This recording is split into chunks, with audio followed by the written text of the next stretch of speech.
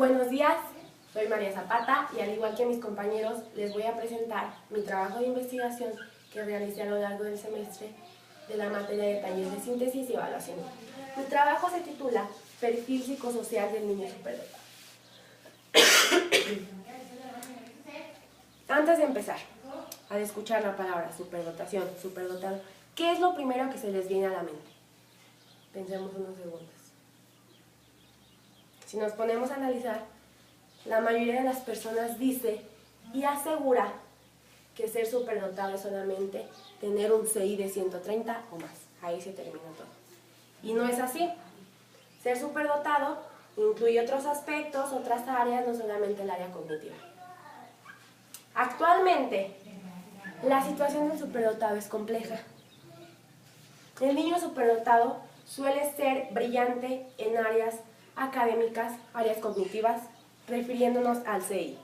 Pero esta condición no se puede generalizar a otras áreas, por ejemplo, el área psicosocial, la cual es común que en los niños superdotados esté un poco menos desarrollada que el área cognitiva, que no esté tan desarrollada como el área cognitiva. Esté un tanto deficiente, no al nivel que las otras áreas. Esto nos lleva a pensar, a asegurar que el niño superdotado no es perfecto. El niño superdotado es un niño que tiene un CI superior a los de otros niños, a los de los niños promedio, pero no es perfecto. El niño superdotado se puede equivocar, puede cometer errores y no hay que quedarnos con la idea de que es niño superdotado, es perfecto en todo. Claro que no, porque si nosotros mencionamos este estereotipo, se lo decimos a un niño, estamos afectando su autoestima, su autoimagen e incluso su desarrollo. Lo estamos limitando a que nunca se tiene que equivocar, a presionarse demasiado, a autoexigirse. Y de eso no se trata de que el niño se desarrolle al máximo y a su ritmo. Continuamos hablando de un panorama un poco general o un poco más general de la superdotación.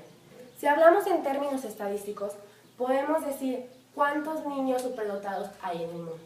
Voy a tomar el caso de 3 países. China. China tiene un niño superdotado por cada 17 habitantes. Tenemos a Inglaterra. Inglaterra tiene un niño por cada 30 habitantes. Perdón. Y finalmente, Etiopía tiene un niño por cada 1.000.000 de habitantes. ¿Qué podemos observar en estos datos? Podemos observar que la cultura, el ambiente, la economía están inmersos en la superdotación.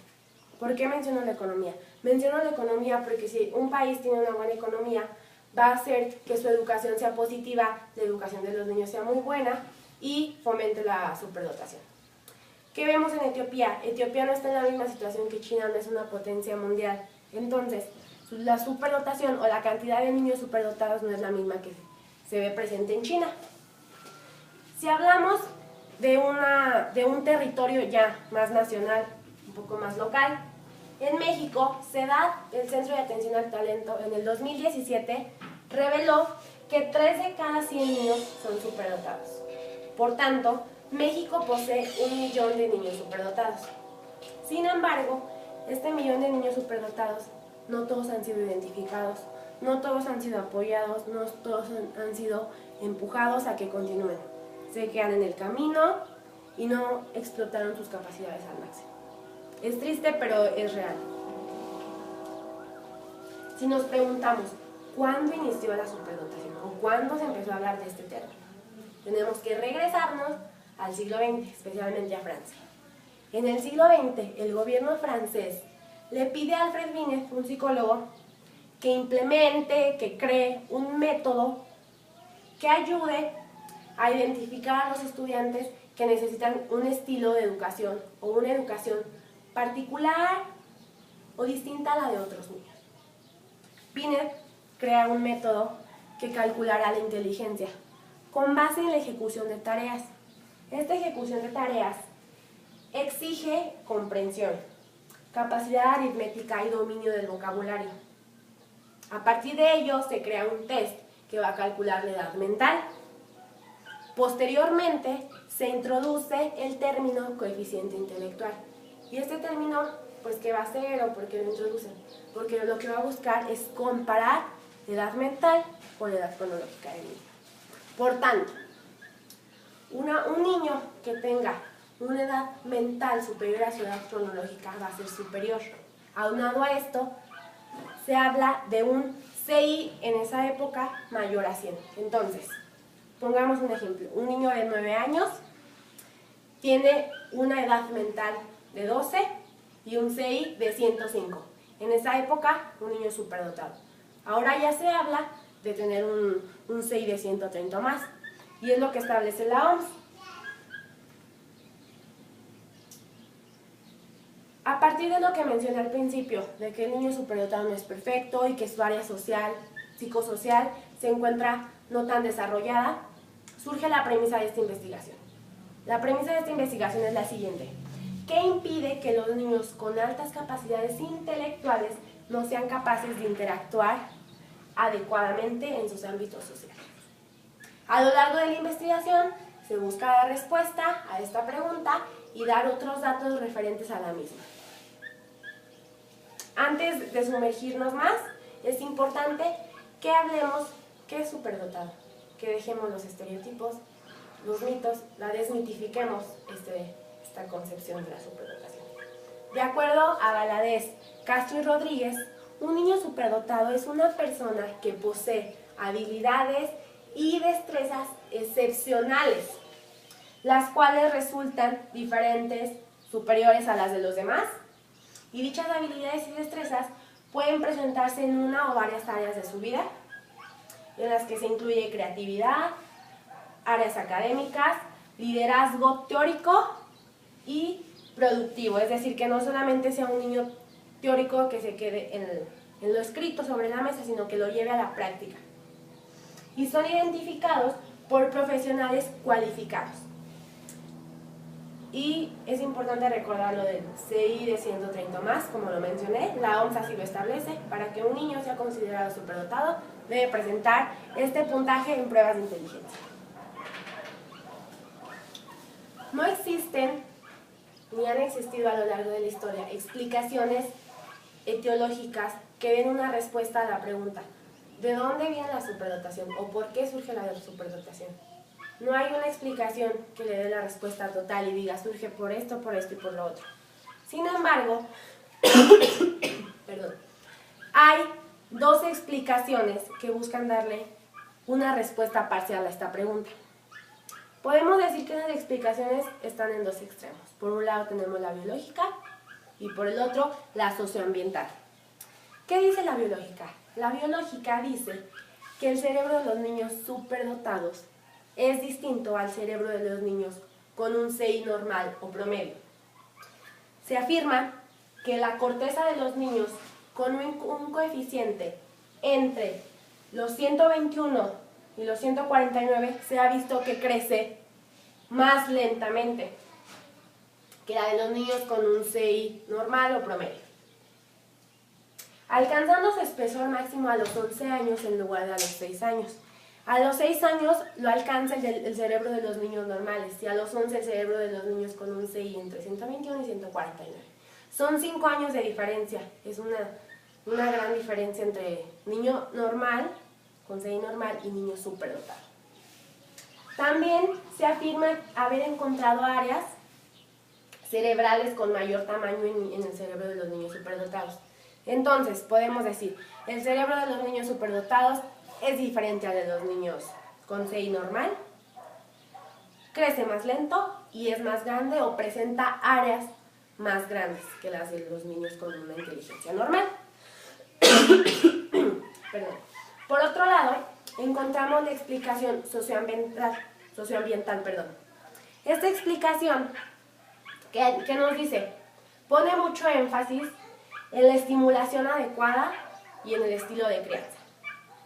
Pero en esta explicación yo tengo una objeción que se las diré a continuación. Primero, ¿por qué se habla de una estimulación adecuada? Porque si el niño se encuentra en un ambiente adecuado, se va a desarrollar sus capacidades, incluso va a desarrollar capacidades que van más allá del área cognitiva. Puede ser que desarrolle habilidades sociales que tal vez no las había desarrollado. Entonces, si hay una buena estimulación, un buen ambiente familiar, el niño se puede desarrollar muchísimo mejor que en un ambiente que no está tan adecuado, tan estimulado. Por otro lado, se habla del estilo de crianza. ¿Qué hay sobre el estilo de crianza? Se ha demostrado que los padres con un estilo de crianza autoritario en lugar de más permisivo logran que sus hijos obtengan buenas notas en la escuela, obtengan buenos resultados, que digan, es muy bueno en el área cognitiva. Pero aquí yo tengo una objeción en esta explicación.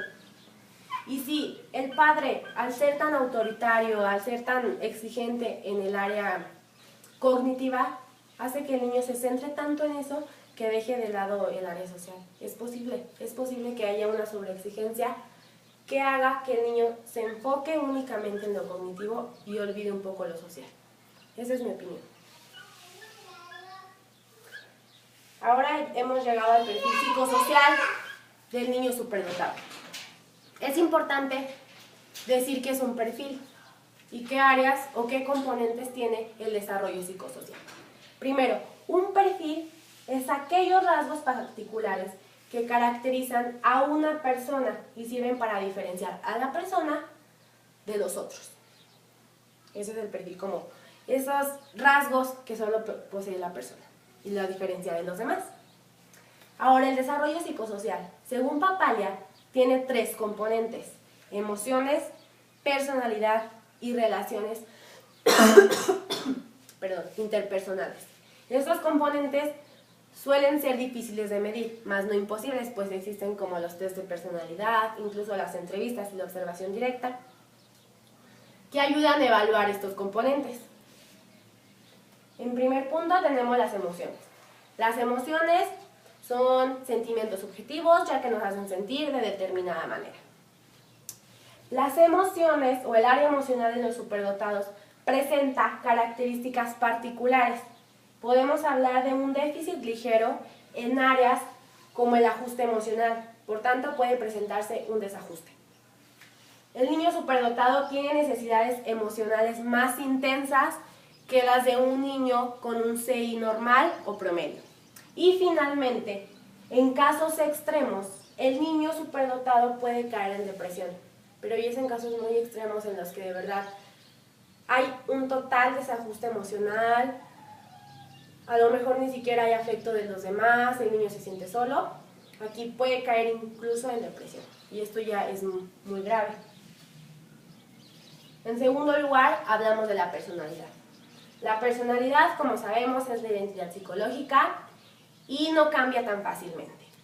En los superdotados, su personalidad gira en torno al perfeccionismo. Tengo que ser perfecto, como lo que les mencionaba al principio. El niño superdotado es perfecto. Le dices eso al niño, el niño se lo empieza a creer. Tengo que ser perfecto. Alguien me lo dijo, me lo empiezo a creer. Entonces, gira en torno al perfeccionismo, a las altas expectativas, a la tendencia a la introversión.